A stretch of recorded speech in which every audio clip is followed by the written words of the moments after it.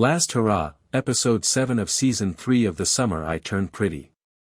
On paper, it was meant to be a pre-wedding celebration, a last party before Belly and Jeremiah get married. I don't want to know what the storm looks like, though, if this is the quiet before the storm. In the 6th episode of Season 3 of The Summer I Turned Pretty, Belly was essentially stuck in a daydream that she couldn't seem to get out of her head, drowning in Conrad's stare. She is now determined to push those thoughts from her mind, convincing herself that they are only the result of the wedding countdown's tension. Let's get right to the point. Belly's heart is obviously stuck somewhere with Conrad, even though her brain is in the clouds. And Belly is in a full-blown emotional spiral while everyone else is avoiding her ex and playing beer pong. She is engrossed in a mental montage of Conrad memories, as if she were the lead of a depressing girl music video, even if there is a wedding in 2 days. Is We Can't Be Friends by Arianna Grande playing in the background? The height of drama. I almost dropped my popcorn when Belly blurts out to Taylor that, this isn't my dream wedding, and that she has only ever imagined Conrad. Her perplexity is genuine, honest, and a little bit reckless, and I felt every moment of it. The scene that had Conrad fans screaming into their pillows is now up for discussion. Finally, Conrad uses the L word, again, as if it were a live grenade. The man virtually got Belly's name tattooed on his arm, which he wears on his sleeve. I still love you, he said. I doubt I'll ever be able to move on from you. I won't lie, I had a twinge of pain in my chest. You will always be there. It was straightforward, desperate, and brimming with that classic Conrad anguish that we are all too familiar with. However, Belly turns it off. For a while, I thought she was telling the truth when she said, it's too late.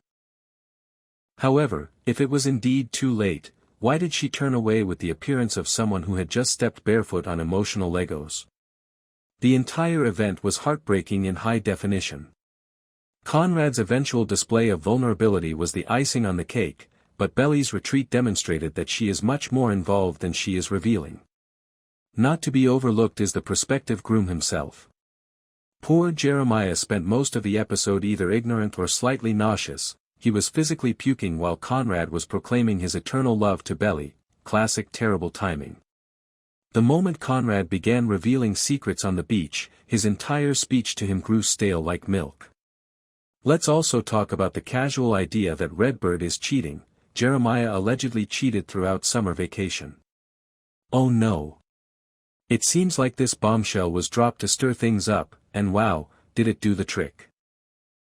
I'm not sure if I should give him a mirror and urge him to get his act together or support him. The safe option has been Jeremiah. However, the sunshine appears. It felt like a kick to the belly when Laurel met Adam's mistress.